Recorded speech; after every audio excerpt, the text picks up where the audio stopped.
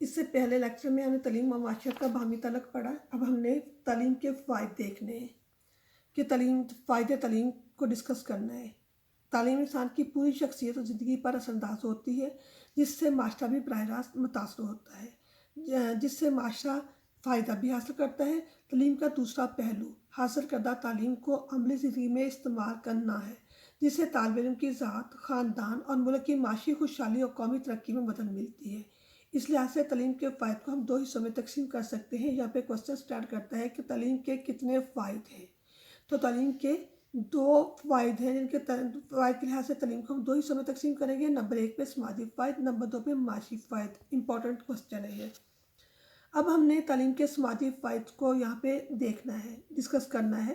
تعلیم کو معاشی سرمایہ کاری قرار دینے سے عام طور تعلیمی فوائد کا ایک پہلو نظروں سے اوجھل ہو جاتا ہے، اور تعلیم کا سماجی اور تہذیبی پہلو ہوتا ہے.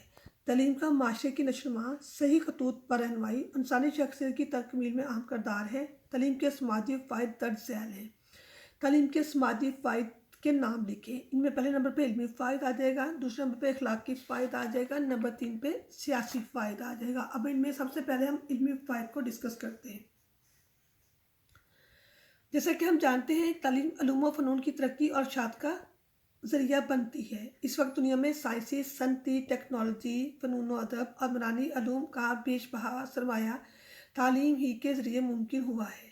اس میں روز افزوں ترقی اور اضافہ بھی تعلیم کی بدولت ہے. یہ تمام علمی سرمایہ بنی نوع انسان کے لیے قیمتی متاع کی حیثیت رکھتا ہے. اگر تعلیم کا عمل سست یا ماند پڑ جائے تو یہ تمام علمی سرمایہ ایک دفینے کی حیثیت اختیار کر لے گا، یعنی کہ دفن ہو جائے گا، اور دنیا میں علم کے نور کی بجائے جہالت کی تاریکی چھا جائے گی. اس لیے ایک حدیث شریف میں قرب قیامت کی نشانیوں میں سے ایک نشانی دنیا سے علم کے اٹھانے کے حوالے سے ہے. ترجمہ: اس طرح دنیا میں جہلا رہ جائیں گے، وہ خود بھی گمراہ ہوں گے، دوسروں کو بھی گمراہ کریں گے. اس سے اندازہ کرنا آسان ہے کہ تعلیم کا اصل فائدہ علمی اور تہذیبی ہے. اب ہم اخلاقی فائد کو دیکھتے ہیں کہ اس میں کیا ڈسکس کیا گیا ہے. انسانی اخلاقیات کے لیے علم واضح بنیاد فراہم کرتا ہے. اخلاق ایک انسانی شخصیت کا قیمتی زیور ہے، اور یہ جو اخلاق ہے ہمیں تعلیم کے ذریعے حاصل ہوتا ہے. اعلیٰ اخلاق ہی سے انسان دنیا میں عزت اور ناموری حاصل کرتا ہے.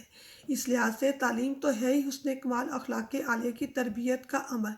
قرآن مجید میں حضور نبی کریم صلی اللہ علیہ وسلم کے منصب رسالت میں تزکیہ نفس، اخلاقی پاکیزگی کا ذکر فخری انداز میں بیان کیا گیا ہے. آپ صلی اللہ علیہ وسلم کا ارشاد مبارک ہے: مجھے اعلیٰ اخلاقی تکمیل کے لیے مبعوث کیا گیا ہے. تعلیم کے ذریعے اخلاقی تربیت ملتی ہے، جس سے انسان صحیح معنوں میں انسان بنتا ہے. انسانی اخلاقیات کے بغیر معاشرہ ایک مادی حیوانی گروہ کی شکل اختیار کر لیتا ہے. تعلیم کا دوسرا بڑا کمال یہ ہے کہ یہ انسان کو اعلیٰ اخلاقی طور سے سنوارتی ہے، انسان کو اپنے حقوق و فرائض کا شعور دیتی ہے، دوسروں کے اخلاص اور اثار کا جذبہ سے انسان کو سرشار کرتی ہے. چنانچہ تعلیم کے نتیجے میں ایک ایسا فلاحی معاشرہ وجود میں آتا ہے جس میں اخلاص، تقویٰ، اظہار، خیر خواہی، خیر سگالی کے جذبات فروغ پاتے ہیں. دنیا میں امن و سلامتی کا دورہ اور معاشی خوشحالی کے ساتھ انسانی عظمت اجاگر ہوتی ہے. اسلام کے دور اولین میں حضور پاک صلی اللہ علیہ وآلہ وسلم کی تعلیم کے نتیجے میں ایک ایسا اسلامی معاشرہ وجود میں آیا تھا جو قیامت تک نوع انسانی کے لیے مثال ہے. یہ آپ کی تعلیم و تربیت کا نتیجہ تھا جسے دنیا نے اپنی آنکھوں سے دیکھا اور جس کے مظاہر آج بھی اسلامی معاشرے میں نظر آتے ہیں. اب ہم سماجی فوائد کو دیکھتے ہیں کہ یہ کیا ہے. معاشرے کو منظمت کرنے کا عمل سیاست کہلاتا ہے، یعنی کہ معاشرے کو اکٹھا کرنے کا عمل سیاست کہلاتا ہے. افراد کی اخلاقی اصلاح کے ساتھ ساتھ تعلیم معاشرے میں اجتماعی نظم و ضبط پیدا کرتی ہے. تعلیم کے حوالے سے یہ بڑی اہم خدمت ہے. تعلیم سے اجتماعی شعور کی نشاندہی ہوتی ہے یا اجتماعی شعور کی نشوونما ہوتی ہے. افراد میں ملک و ملت کے لیے قربانی کا جذبہ، حب الوطنی، قومی مفادات سے آگاہی، تحفظ کا جذبہ پیدا ہوتا ہے اور بین الاقوامی حالات سے واقفیت حاصل ہوتی ہے. اس طرح تعلیم یافتہ افراد کی شرکت سے سیاسی عمل میں ہمواری پیدا ہوتی ہے. سیاسی ارتقاء کے نتیجے میں مستحکم جمہوری معاشرہ تشکیل پاتا ہے یا عدل و انصاف کی بنیاد پر حقوق و فرائض کی ادائیگی کا اہتمام ہوتا ہے. تعلیم سے احترام آدمیت کے جذبے کو فروغ ملتا ہے، حقوق کا تحفظ اور حصول آسان ہوتا ہے. گویا تعلیم سے ایک صحت مند سیاسی نظام کا قیام عمل میں آتا ہے جو بالآخر ملک کی مجموعی ترقی اور معاشی خوشحالی کا باعث بنتا ہے۔ اب ہم تعلیم کے معاشی فوائد دیکھتے ہیں۔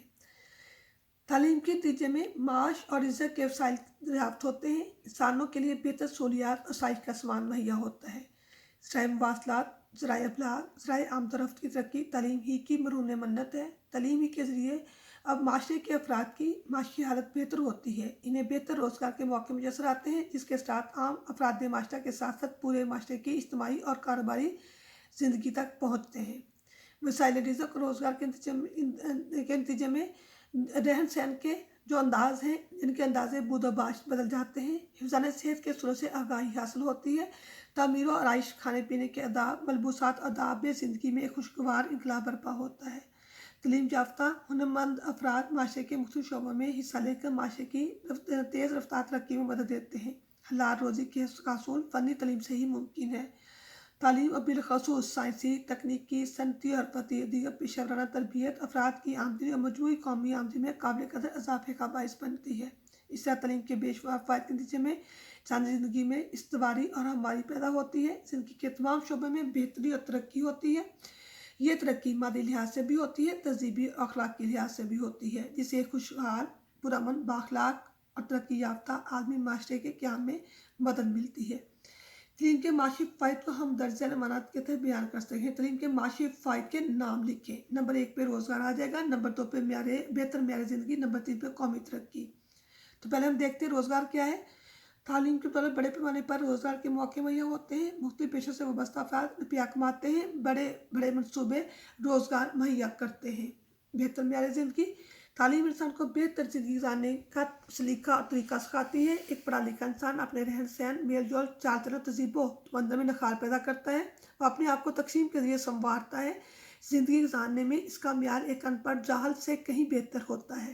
قومی ترقی، تعلیم سے بحیثیت مجموعی قومی ترقی کی راہیں ہموار ہوتی ہیں، راہیں کھلتی ہیں۔ ملکی سطح پر زراعت، انجینئرنگ، میڈیکل جیسے شعبے نیز صنعت و حرفت کی بدولت معاشی خوشحالی نصیب ہوتی ہے۔ یہ چیپٹر یہاں پہ آپ کا ختم ہو جاتا ہے۔ اب ہم پہلا چیپٹر کمپلیٹ کر چکے ہیں، تو اگلا چیپٹر شروع کرتے ہیں۔ چوتھا چیپٹر ہمارا شروع ہوتا ہے، جس کا ٹاپک ہے انسانی نشوونما، ہیومن ڈیولپمنٹ۔ انسان بھی کائنات میں موجود تمام زندہ اشیاء کی طرح نشوونما کے مراحل سے گزرتا ہے۔ نشوونما کا یہ عمل زندگی کے آغاز سے لے کر انجام تک، پیدائش اور پیدائش کے بعد طفولیت، بچپن، بلوغت، پختگی، بڑھاپے تک کا ایک مسلسل عمل ہوتا ہے۔ یہاں پہ کوسچن سٹارٹ کرتا ہے کہ انسانی نشوونما سے کیا مراد ہے؟ اس کا جواب ہے، اور یہ امپورٹنٹ ہے آپ کا شارٹ کوسچن، انسانی نشوونما سے مراد وہ تمام تغیرات، تبدیلیاں ہیں جو کسی فرد میں زندگی کے آغاز سے لے کر انجام تک رونما ہوتی ہیں۔ جیسا کہ ہم جانتے ہیں کہ بچوں کی نشوونما کا سلسلہ پیدائش سے شروع ہوتا ہے اور تمام عمر جاری و ساری رہتا ہے، قبر میں جانے تک۔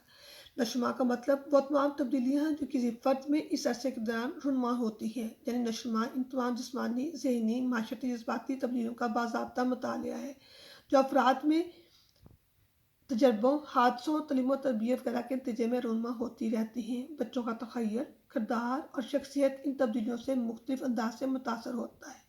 والدین اور اساتذہ کے لیے ان تمام تبدیلیوں کا علم بہت مفید اور ضروری ہے۔ اب یہاں پہ ایک اور شارٹ کوسچن جو ہے اسٹینڈ کر رہا ہے کہ اینڈرسن کے نزدیک نشوونما کا عمل کیا ہے؟ اس کا جواب ہے، اینڈرسن کے نزدیک نشوونما ایک ایسا عمل ہے جس میں جسمانی بناوٹ کی انچوں کے اعتبار سے بڑھوتری ہی کو نہیں دیکھا جاتا، بلکہ اسے قابلیت میں مقداری تبدیلی کا ہی نام نہیں دیا جاتا، بلکہ ایک پیچیدہ مربوط عمل ہے جس میں بہت سی بناوٹوں اور ان کے مال و افعال کو ایک دوسرے کے حوالے سے سمجھنے کی کوشش کی جاتی ہے۔ یہ یہاں تک اس کا جواب آ جائے گا، کیونکہ کسی بھی ایک درجے میں واقع ہونے والی ہر تبدیلی گزشتہ مدارج میں وقوع پذیر ہونے والی تبدیلیوں پر واقع ہوتی ہے اور مستقبل میں واقع ہونے والی تمام تبدیلیوں کے لیے بنیاد فراہم کرتی ہے۔ جیسے کہ بچہ پہلے لیٹتا ہے، اس کے بعد بچہ بیٹھتا ہے، بیٹھنے کے بعد بچہ یعنی کہ مستقبل میں وہ چلتا ہے، یعنی کہ پہلی تبدیلی جو ہے اس کے نتیجے میں اگلی تبدیلی رونما ہوئی ہے، یعنی کہ پہلی تبدیلی اس کا کیا تھا؟ بیٹھنا، بیٹھنے سے اگلی تبدیلی جو ہے وہ چلنا، چلنے سے اگلی تبدیلی جو ہے وہ بھاگنا ہوگی۔ नशोनुमा एक वसी इस्तिलाह है जो तब्दीली के इन तमाम अवामिल पर मुश्तमिल है जिनसे फ़र्द की तमाम खूबियाँ जन्म लेती हैं और उभरती हैं और नई काबिलियतों आदात व अतवार की सूरत में ज़ाहिर होती हैं। इनमें अमूमन बालिग़गी, बलोगत, तालीम और तहसील इल्म जैसे अनासर बहुत अहम हैं जिनको पलट कर इब्तदाई और गुज़श्ता सूरतों में नहीं लुटाया जा सकता। जैसे मसलन जिस्मानी बालिग़ी में बचपन का मरहला गुजर जाए तो फिर से लोगों को बचपन के मरहले की तरफ ले जाना नामुमकिन है। जैसे कि हम अगर जब बच्चे होते हैं, बड़े हो जाते हैं, जवान हो जाते हैं तो हम दोबारा बच्चे नहीं बन सकते। नशोनुमा की ऐसी ही मिसालें फ़र्द की तालीम और इंसानी दातो अतवार में भी पेश की जा सकती हैं। किसी फ़र्द में एक आदत को पैदा करके इससे इसकी शख्सियत का हिस्सा बनाकर फिर से फ़र्द को दोबारा इस इब्तदाई हालत में नहीं लाया जा सकता जबकि वो आदत इसकी शख्सियत का हिस्सा नहीं थी। लिहाजा हम कह सकते हैं कि यहाँ फिर एक है कि नशोनुमा से क्या मुराद है। इसका ये जवाब है, पैदाइश से लेकर मौत तक ज़िंदगी के मुख्तलिफ अदवार में जो तग़य्युरात और तब्दीलियाँ किसी फ़र्द में रूनुमा होती हैं इन्हें नशोनुमा का नाम दिया जाता है। ये तब्दीलियाँ मस्बत और मनफी दोनों किस्म की हो सकती हैं। अब हम बालिग़गी और नशोनुमा देखते हैं। जैसा कि हम जानते हैं नशोनुमा से मुराद ऐसे तमाम तग़य्युरात हैं जो किसी फ़र्द में जिस्मानी, ज़हनी, माशरी, जज़्बाती लिहाज से रूनुमा होते हैं। तग़य्युरात से मुराद तब्दीलियाँ हैं। दरअसल ये तमाम तब्दीलियाँ मक़दारी होने के साथ साथ असाफ़ी भी होती हैं और अफ़राद में असाफ़ी तब्दीली लाती हैं। मक़दारी ऐसे जिसको हम माप सकते हैं, जैसे कि हमारा वज़न बढ़ जाता है, हमारा कद बढ़ जाता है, हमारी जो है ये इनको हम पैमाने से नाप सकते हैं। असाफ़ी ये होती हैं जैसे कि हमें अच्छी जो आदात है हमारी शख्सियत का जब हिस्सा बनती है तो वो हमारी असाफ़ी तब्दीलियाँ कहलाती हैं।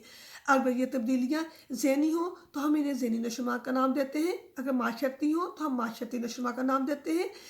अगर इनका तल्लुक़ इंसान के जज्बात से हो तो हम इनसे जज्बाती नशोनुमा का नाम देते हैं। इस तरह अगर ताकत और मजबूती की लिहाज से जिस्मानी तब्दीलियाँ पैदा हों तो उनका शुमार जिस्मानी नशोनुमा के ज़िम्मे में किया जाता है। इंसान में कितनी किस्म की नशोनुमा के पहलू बयान करें तो इसका जवाब, ये भी शॉर्ट क्वेश्चन है, तो उसका जवाब ये होगा ज़हनी नशोनुमा, माशरती नशोनुमा, जज्बाती नशोनुमा और जिस्मानी नशोनुमा। ये 4 नशोनुमा के पहलू हैं इंसानी शख्सियत के और यही इसका जवाब है। इंसान और इंसानी शख्सियत को समझने के लिए इसकी जिस्मानी, ज़हनी, जज्बाती, माशरती के चारों पहलुओं का मुताला करना बहुत ज़रूरी है क्योंकि इस मुताले के बगैर हम इंसान की फितरत को नहीं समझ सकते। नशोनुमा की इन अक़साम को समझने के लिए पहले बालिग़गी और नमू के तस्वुरात के बाहमी फ़र्क को समझना बहुत ज़रूरी है। नमू जैसा कि आपको पता है परवरिश पाना, नमू का मतलब क्या है? परवरिश पाना। बालिग़गी अफ़ज़ाइश से मुराद जिस्म का बढ़ना, कद और वज़न में फ़र्क आना, मुख्तलिफ़ अज़ा सर, पाँव, दिल, दिमाग वगैरह का बढ़ना। नशोनुमा से मुराद यह है कि जिस्म के मुख्तलिफ़ अज़ा किस तरह से अपने वज़ाइफ सर अंजाम देते हैं और किस तरह एक दूसरे के साथ जुड़े हुए हैं। पुख्तगी से मुराद वो मंज़िल ली जाती है कि कोई अज़विया कब किसी जबली या इक्तसाबी फ़ेल को करने के काबिल हो जाता है।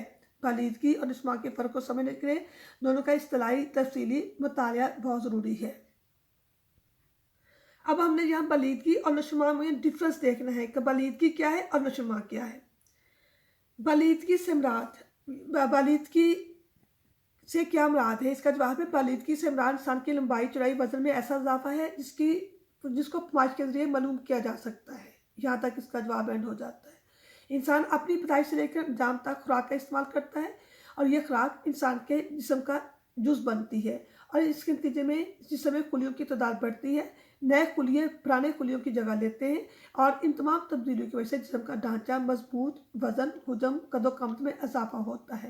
लिहाजा इंसानी जिस्म या इसके किसी भी हिस्से में होने वाली मक़दारी तब्दीलियों को बालिग़गी का नाम दिया जाता है। यानी बालिग़गी से मुराद किसी भी बच्चे की जिस्मानी बढ़ोतरी है जिसे हम नाप तोल सकते हैं। मसलन हम कद या वज़न मालूम कर सकते हैं। ये बढ़ोतरी फ़र्द के पूरे जिस्म में वाक़ई होती है। अब हम देखते हैं नशोनुमा क्या है।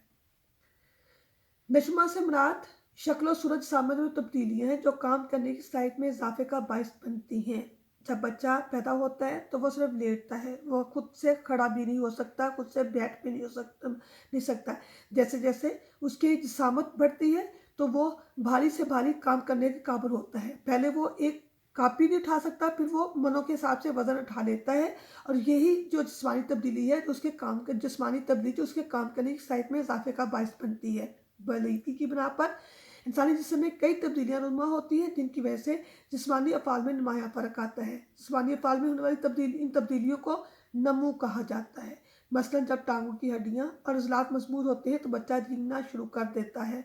जिसम में होने वाली इन तब्दीलियों में जब मज़ीद इजाफा होता है तो बच्चा पहले खड़ा होता है, फिर चलना शुरू करता है, फिर अज़ा पर काबू पाकर इनसे मुख्तलिफ किस्म के काम लेना सीख लेता है। इसलिए जिस्म के किसी भी हिस्से के अफ़ाल या वज़ाइफ में रूनुमा होने वाली तब्दीली को नमू कहा जाता है। नमू से क्या मुराद है? इसका जवाब है जिस्म के किसी भी हिस्से के अफ़ाल या वज़ाइफ में रूनुमा होने वाली तब्दीली को नमू कहा जाता है। यहाँ तक हमारा लेक्चर एंड होता है। अब हम कल देखेंगे नशोनुमा में काफ व अमल।